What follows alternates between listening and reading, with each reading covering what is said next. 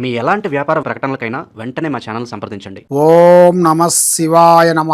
పరబ్రహ్మ పరమాత్మ నమ. జగత్తుత్తే సితే పలయా బ్రహ్మ హరిహరాయ త్రిగుణాత్మే సర్వగతిగామి దర్శ దత్తాత్రేయం సంతిని సిద్ధి కురు కురు కురు కురు స్వహ. ఓం శ్రీ మాత్రే నమ. ఓం శ్రీ కొండ దేవతాయ నమ. కుర్రో కుర్రు కొండ దేవత అమ్మ పలుకు, జగతమ్మ పలుకు, సమ్మక్క పలుకు, సారలమ్మ పలుకు, వనదేవత పలుకు. ప్రజలందరికీ నమస్కారము.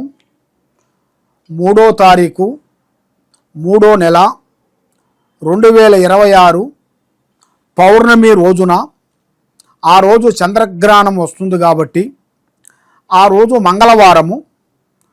మరి ఆ చంద్రగ్రహణం ముందున చాలామందికి చాలా సందేహాలు ఉంటాయి. గర్భిణీ స్త్రీలు కానీ చిన్న పిల్లలు కానీ మరి బయటికి వస్తే ఎలా ఉంటుంది, మరి దానివల్ల ఎలాంటి ఎఫెక్ట్ ఏమైనా ఉందా లేదా అనేది చాలామందికి చాలా సందేహాలు ఉన్నాయి. కాబట్టి గర్భిణీ స్త్రీలు చాలా జాగ్రత్తగా ఉండాలి. గర్భిణీ స్త్రీలు వాళ్ళు వంట వండేటప్పుడు ఎక్కువ శాతము కూరగాయలని ఎక్కువగా కట్ చేయకూడదు.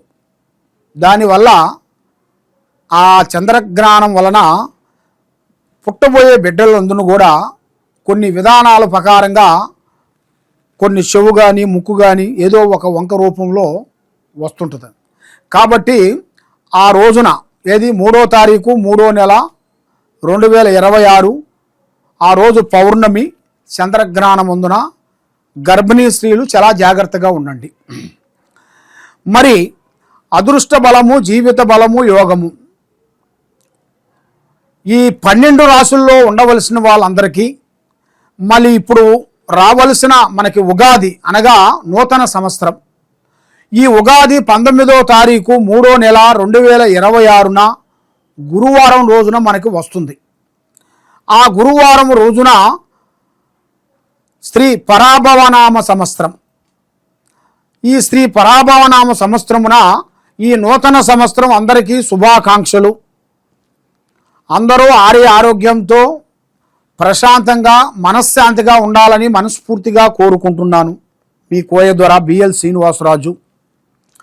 మరి మీ యోగాన్ని బట్టి, నక్షత్రాన్ని బట్టి ఈ 12 రాసుల్లో ఉండవలసిన వాళ్ళందరికీ ఏ రాశి అందునా ఏ రాశి నుంచి ఏ రాశి వరకు వాళ్ళ స్థితిగతులు మారుతున్నాయి, వాళ్ళ యోగ నక్షత్రం అనేది ఎంతవరకు వచ్చింది, వాళ్ళ గడియలు ఎంతవరకు నడుస్తున్నాయి, వాళ్ళకి విద్యారంగంలో ఎంతవరకు వచ్చింది, మరి కుటుంబంలో కూడా కళ్యాణం కాకోకుండా చేతికాడుకొచ్చింది దూరం కావటం, మరి ఎన్నో రోజుల నుంచి పెళ్లి కావాల్సిన వాళ్ళు కూడా లేటుగా పెళ్ళిళ్ళు కావటం, మరి వాళ్ళకి విద్యా రంగంలో కూడా చదువులో కూడా చాలామందికి చదువులో కూడా కొంచెం బ్రేక్ కావటం, రాజకీయ విశేషాల్లో కూడా కొన్ని ఇబ్బందికరమైన సమస్యలు కొన్ని రావటం, ఇంట్లో మనశ్శాంతి లేకోకుండా ఉండటం, ఆరోగ్య సమస్యలతో కొంచెం సతమతం కావటం, ఇలాంటి సమస్యలతో చాలామంది సతమతమయ్యే వాళ్ళందరికీ ఇప్పుడు ఈ 12 రాసులకి గురించి నేను చెప్పబోతున్నాను.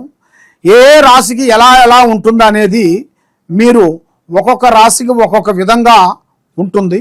మరి అది ఏ రాశికి ఏ టైం నుంచి ఏ టైం వరకు వాళ్ళకి కలిసి వస్తుందో అనేది ఇప్పుడు మనం చెప్పబోతున్నాం.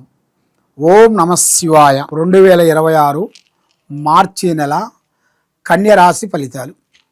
ఈ కన్యరాశిలో ఉండవలసిన వాళ్ళందరికీ అదృష్ట బలము, జీవిత బలము, యోగ బలము, నక్షత్ర బలము, జీవిత స్థానము, మరి వీళ్ళకి ఎక్కడ పోయినా కూడా కొన్ని కలిసి రాకోకుండా చేతికాడుకు వచ్చినాయి, కొన్ని చేజారిపోతున్నాయి, మనశ్శాంతి లేకోకుండా అయిపోతుంది. ఏ కార్యక్రమం చేసినా కూడా ఆ కార్యక్రమం అనేది మీకు 100% సక్సెస్ కాకోకుండా అయిపోతుంది. ఎందువల్ల ఏమిటి, దీని కారణం ఏమిటి, మరి మీరు ఏమి చేస్తే ఈ సమస్యల నుంచి మీరు బయటపడతారు. అందువల్ల మీ జాతక యోగాన్ని పెట్టి చూసుకుంటే ఈ కన్య రాశిలో ఉండవలసిన వాళ్ళకి కొన్ని అద్భుతమైన విజయాలు ఈ నెలలో రాబోతున్నాయి. పెద్ద కార్యక్రమాలు, పెద్ద పనులు అభివృద్ధిగా వచ్చి ఒక స్థాయిగా నిలబెట్టాల్సిన యోగాలు కూడా కొన్ని కనబడుతున్నాయి. కాబట్టి వీళ్ళకి ఎక్కువగా స్నేహాలు ఎక్కువగా చేయకూడదు. బంధుమిత్రులను కొన్ని దూరం పెట్టుకోవాలి. బంధుమిత్రుల వల్ల కొన్ని లేనిపోయిన సమస్యలు కొన్ని కనబడుతున్నాయి. మరి ఇప్పుడు ఏ పని చేసినా ఏ కార్యక్రమం చేసినా మీకు కలిసి రాకోకుండా, మనశ్శాంతి లేకోకుండా, మానసికమైన ఒత్తిళ్లు ఎక్కువగా కనబడుతున్నాయి. మరి మీ జాతకంలో చూసుకుంటే ఒక స్త్రీ నుంచి అదృష్టయోగం పట్టాల్సిన టైంలో కొన్ని గ్రహాటయాలు పట్టుకొని కొంచెం దూరం అయిపోయింది. కాబట్టి మీకు అలా దూరం కాకోకుండా అన్ని విధానాలుగా కరెక్ట్గా ఉండాలంటే మీ మైండ్ ఉండేట్టుగా, మనశ్శాంతి ఉండేట్టుగా, లక్ష్మీ కార్యక్రమాలు అనుకూలంగా లేని వెడల మీరు ఒక ఆలోచనలోకి వెళ్ళిపోయి మళ్ళీ ఇంకో ఆలోచనలోకి వెళ్ళిపోతుంటారు. దానివల్ల ఈ కన్య రాశిలో ఉండవలసిన వాళ్ళందరికీ స్థితిగతులు అనుకూలంగా లేవు. ఈ స్థితిగతులు అనుకూలంగా లేని దాని వలన వీళ్ళకి చేతికాడకు వచ్చిన పని చేజారిపోవటం, మనశ్శాంతి లేకోకుండా ఉండటం, మానసికమైన ఒత్తిడి, ఇబ్బందికరమైన కొన్ని సమస్యలు కొన్ని కనబడుతున్నాయి. అలాంటి సమస్యలు అనేది లేకోకుండా మైండ్ త్రికార శుద్ధి బాగుండేట్టుగా, మనసు శాంతిగా ఉండేట్టుగా, లక్ష్మీ నీకు నిలబడిపోయేట్టుగా మీకు బాగుండాలంటే మీ పేరు బలంలో అమ్మవారు అంజనం వేయాలి. అంజనం వేసేసి ఆ అంజనంలో మీ మీద ఏ గ్రహాలకి ఏ నక్షత్రాన్ని బట్టి మరి ఈ కన్యరాశిలో ఉండవలసిన వాళ్ళందరికీ ఏ గ్రహం మిమ్మల్ని ఘోషిస్తుందా అనేది కూడా ఒకటి పరిష్కారం చేయాలి. ఆ పరిష్కారం చేయాలంటే మరి ఎక్కడెక్కడో పోయి మీరు జ్యోతిష్యం చెప్పించుకొని నిరాశ చెంది ఉన్నారు కాబట్టి తప్పకుండా ఈ కింద ఉండాల్సిన నెంబర్కి మాకు ఒకసారి సంప్రదించినట్టుగైతే మీ పేరుని బట్టి, సమయాన్ని బట్టి, జాతకాన్ని బట్టి, యోగాన్ని బట్టి, నక్షత్రాన్ని బట్టి ఏమేమి జరుగుతుందో అనేది కూడా మొత్తం చూసి పరిష్కరించి చూసి చెప్పగలుగుతాం. ఆ విధంగా ఇలా జాతక యోగాన్ని బట్టి ఈ కన్య రాశిలో ఉండవలసిన వాళ్ళందరికీ మరి ఏ ఏ కార్యక్రమాలు అనుకుంటారో ఆ కార్యక్రమాలు చేతికాడికి వచ్చి నోటికి అందుకోకుండా పోవటం, మనశ్శాంతి లేకోకుండా ఉండటం, మానసికమైన కొన్ని ఒత్తిళ్ళు కనబడుతున్నాయి. మరి ఇప్పుడు టయాలు కూడా అంత అనుకూలంగా లేని దానివల్ల మనశ్శాంతి లేకోకుండా ఏది చేస్తామనుకుంటామో అది చేతికాడికి వచ్చి నోటికి అందుకోకుండా పోతుంటుంది. మరి ఇలాంటి సమస్యలతో చాలామంది చాలా విధానాలుగా బాధపడుతుంటారు. మరి ఎలా బాధలు ఉండవలసిన వాళ్ళు కానీ మరి వీళ్ళకి వ్యవసాయంలో అభివృద్ధి రాకోకుండా ఉండటం, బిజినెస్లో ముందుకు రాకోకుండా ఉండటం, ఏ పని పట్టుకున్నా కూడా వీళ్ళకి కలిసి రాకోకుండా ఉండటం, చేతికాడికి వచ్చింది నోటుకు అందుకోకుండా పోవటం, ఈ కన్యరాశిలో ఉండవలసిన వాళ్ళందరికీ చాలామంది సతమతం అయిపోతున్నారు. మరి చాలామంది సతమతం అయ్యే వాళ్ళందరికీ వాళ్ళ మీద ఉండాల్సిన 2 గ్రహాలు ఘోషిస్తున్నాయి. కేతు గ్రహ బలము, రావు కేతు బలం. ఈ 2 గ్రహాల వల్ల వీళ్ళకి అయిపోయినట్టుగా ఉంటాయి, కానీ అవి కావు, దగ్గరకు వస్తే దూరం అయిపోతుంటాయి. ఇలాంటి గ్రహాలతో కొంచెం బాధపడుతూ ఉన్నారా? తప్పకుండా ఒక మంచి రోజులు, మంచి అవకాశాలు వచ్చే సిచ్యువేషన్లు కూడా చాలా వరకు కనబడుతున్నాయి. కాబట్టి మీ తొందరపాటు వల్ల ఎన్నో నష్టాలు, ఎన్నో ప్రమాదకరమైన సమస్యలు కొన్ని ఎదురవుతున్నాయి. మీకు ఆ తొందరపాటు లేకోకుండా మీరు అప్పులు ఇచ్చే కాడ కానీ, డబ్బులు తీసుకునే కాడ కానీ, అప్పు ఇచ్చే ముందు మీరు చాలా జాగ్రత్తలు పడాలి. మీ చేతుకుంటే ఇచ్చిన లక్ష్మి మరి తిరిగి రాదు మీకు. అలాంటి లేనిపోయిన కొన్ని సమస్యలు కొన్ని ఎదురు కావటం, మానసికమైన ఒత్తిళ్లు కొన్ని జరగటం, మనశ్శాంతి లేకోకుండా ఉండటం, మరి ఇప్పుడు మీరు ఏ కార్యక్రమం అనుకుంటున్నారో ఆ కార్యక్రమం మీకు బ్రేక్ కావటం, ఇలాంటి సంఘటనలు మీకు ఎదురవుతుంటాయి. కాబట్టి మీరు శ్రీకాళహస్తిలో రావుకేతు పూజాబలం చేయించుకోవాలి. రావుకేతు పూజాబలం చేయించుకున్నట్టుగైతే మీ పేర్లు అక్కడ పూజాబలం చేసి ఆశీర్వాదం ఇచ్చి దర్శనం చేయించేసి పంపిస్తారు.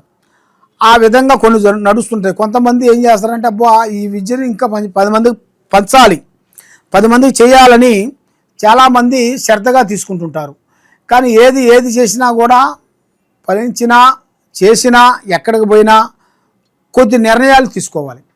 ఆ నిర్ణయాలు తీసుకోకోకుండా ఏం కాదులే అని అశ్రద్ధగా పాటించినట్టుగైతే లేనిపోయిన సమస్యలు ఇరక్కబోతాయి. దానివల్ల ఎంతో ప్రమాదకరమైన సమస్యలు ఎదురవుతుంటాయి. దానివల్ల మైండ్ బాగోదు, మనశ్శాంతి ఉండదు, డబ్బు నిలబడదు. ఏ కార్యక్రమం అనుకున్నా కూడా ఆ కార్యక్రమం 100% కరెక్ట్గా సక్సెస్ అయ్యే మార్గం కనబడతలేదు. మరి ఎందువల్ల? మరి మీ మీద ఉండాల్సిన ఈ గ్రహాలు కొద్దిగా శాంతకరం కావాలంటే మరి మీకు ఒక చక్రం లాంటిది కానీ ఎవరికైనా సరే ఒక చక్రం, ఆ చక్రం అనగా జీవిత చక్రం, రావు చక్రం, కేతు చక్రాలు, ఇలాంటి చక్రాలు కొన్ని ఉంటాయి. ఆ చక్రాన్ని వీళ్ళు ఒకసారి చూసుకోవాలి, పరిష్కరించుకుంటే వీళ్ళకి ఏమేమి ఉంది ఏమేమి లేదు అనేది కూడా కొన్ని అర్థమవుతాయి. కాబట్టి మరి ఆ చక్రానికి మీరు ఎలాంటి ప్రాబ్లం లేకోకుండా ఉండాలంటే ఆదివారం కానీ పౌర్ణమి కానీ ఆ రోజున మీ పేరులో జాతక చక్రం వేసుకొని చూసుకుంటే మీలో ఉండాల్సిన ఎలాంటి కష్టాలు కానీ దరిద్రాలు కానీ తెలిసిపోతాయి. అప్పుడు మీరు ముందు జాగ్రత్త చేశారనుకోండి, మీకు అన్ని విధానాలుగా బాగుంటుంది. మీరు పూజ చేయాల్సింది మెయిన్గా శివయ్యని పూజించాలి. ఆ శివయ్యని మీరు పూజాబలం చేసినట్టుగైతే అష్ట కష్టాలు దరిద్రాలు కొన్ని వెళ్ళిపోతాయి, అష్ట ఔశ్వర్యాలు బాగుంటాయి, మైండ్ మనస్తత్వం బాగుంటుంది. మరి మీరు ఎక్కడెక్కడో పోయి జ్యోతిష్యం చెప్పించుకొని బాధపడుతూ ఉన్నారు కాబట్టి ఈ కింద ఉండాల్సిన నెంబర్కి ఒకసారి మాకు సంప్రదించినట్టుగైతే అసలు సమస్య ఏమేమి ఉందా అనేది కూడా మీ గురించి అన్ని చూసి చెప్పగలుగుతాం. సర్వో జనా సుఖినో భవంతు. ఓం నమః శివాయ నమః.